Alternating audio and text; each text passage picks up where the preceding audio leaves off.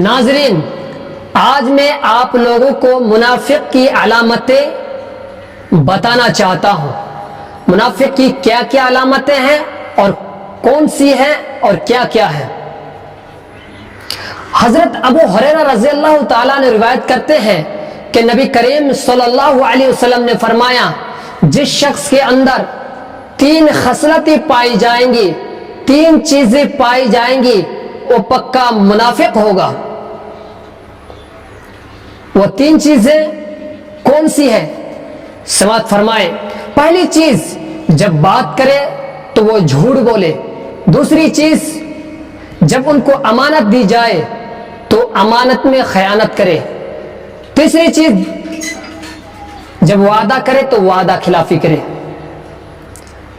اگرچہ وہ روزے رکھتا ہو، نماز پڑھتا ہو اور وہ اپنے دعوے میں بھی سچے ہو، لیکن حقیقت میں وہ مسلمان نہیں۔ جس شخص کے اندر مسلمان کی جو بنیادی صفاتیں ہیں ان کو چھوڑے ہوئے ہیں۔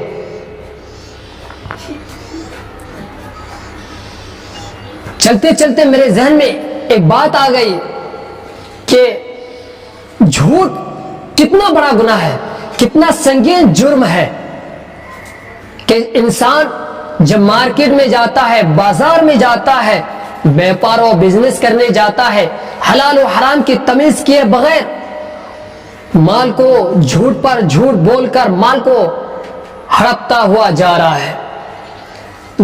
جھوٹ کو ایک معمولی شے سمجھتا ہے، لیکن یہ جھوٹ قدیم زمانے میں پہلے لوگ کسی مذہب میں، کسی قوم و ملت میں، کسی جماعت میں، کسی خاندان میں یہ جھوٹ کا کوئی تصور ہی نہیں تھا۔ چیجائی کے زمانے جاہلیت میں، زمانے جاہلیت کے لوگوں میں بھی یہ جھوٹ کا کوئی تصور ہی نہیں تھا۔ چلے میں آپ کو ایک عجیب و غریب ایک واقعہ سناتا ہوں۔ نبی کریم صلی اللہ علیہ وسلم نے روم کے بادشاہ کی طرف ایک خط بھیجا، اسلام کا پیغام بھیجا۔ روم کے بادشاہ نے خط کو پڑھا، پڑھنے کے بعد اپنے درباریوں سے کہا، اگر یہ لوگ ہمارے نبی کریم صلی اللہ علیہ وسلم کی جماعت کے لوگ، اگر یہ لوگ ہمارے ملک میں موجود ہوں یا کوئی ان سے واقف ہو تو ان سے جو جانکار لوگ ہو، جو نبی کریم صلی اللہ علیہ وسلم کی حقیقت کو جانتا ہو، ان کو میرے پاس لے کر آئے۔ تو ابو سفیان ابھی جو مسلمان نہیں ہوئے تھے، تجارت کرنے کے لیے وہاں گئے ہوئے تھے۔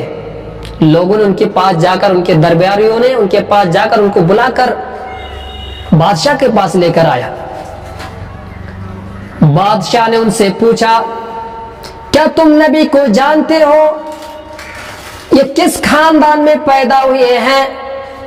ابو سفیان بتا رہا ہے کہ یہ ایک ایسے خاندان میں پیدا ہوئے، ایسے اعلیٰ خاندان میں پیدا ہوئے ہیں جو پورے عرب کے لوگ ان کے خاندان کی شرافت کے قائل ہیں۔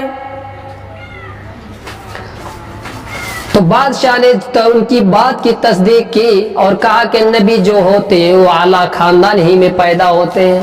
دوسرا جو سوال کیا تھا وہ یہ کہ تو وہ نبی کریم صلی اللہ علیہ وسلم کو جو ماننے والے تھے، کیا رؤسا لوگ ہیں یا مالدار لوگ ہیں یا امیر لوگ ہیں، صرف مضبوطی والے لوگ ہیں یا صرف کمزور لوگ ہیں؟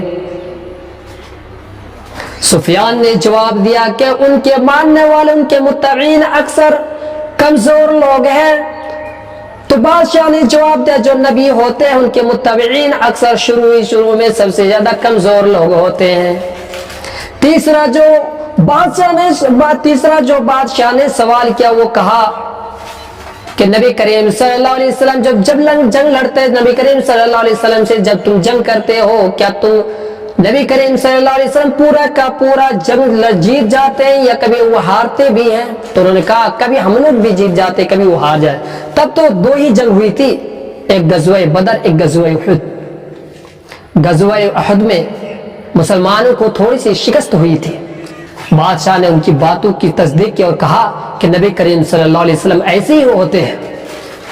ابو سفیان جب مسلمان ہوئے، مسلمان ہونے کے بعد کہا کہ ہم تو چاہتے تھے کہ ہم ایسی بات کہیں, ایسا جملہ کہیں جو نبی کریم صلی اللہ علیہ وسلم کو یہ خلاف قائم ہو, لیکن میری ضمیر یہ گواہی نہیں دیا کہ نبی کریم صلی اللہ علیہ وسلم کے خلاف کوئی جھوٹ بولے, جائے کہ مسلمان ہونے کے بعد تو کبھی جھوٹ نہیں بولا, تو ہم تو زمانہ جاہلیت میں کبھی نہیں جھوٹ بولا, تو ہم مسلمان ہونے کے بعد کیسے ہم جھوٹ بول سکتے ہیں؟ اب بتائیے میرے بھائیوں, میرے بزرگوں, کہ زمانہ جاہلیت میں لوگ کس قدر جھوٹ سے دور رہتے تھے. آج ہم مسلمان ہونے کے بعد, ٹوپی کرتا لگانے کے بعد بھی ہم جھوٹ بولتے ہیں. ہمیں کس قدر سوچنا چاہیے, ہمیں کس طرح سے ہمیں سوچ و فکر کرنی چاہیے اپنی زندگی کو بدلنے کے لیے. بھائیوں, میرے بزرگوں, اگر یہ ویڈیو آپ کو اچھا لگے تو زیادہ سے زیادہ شیئر کیجیے.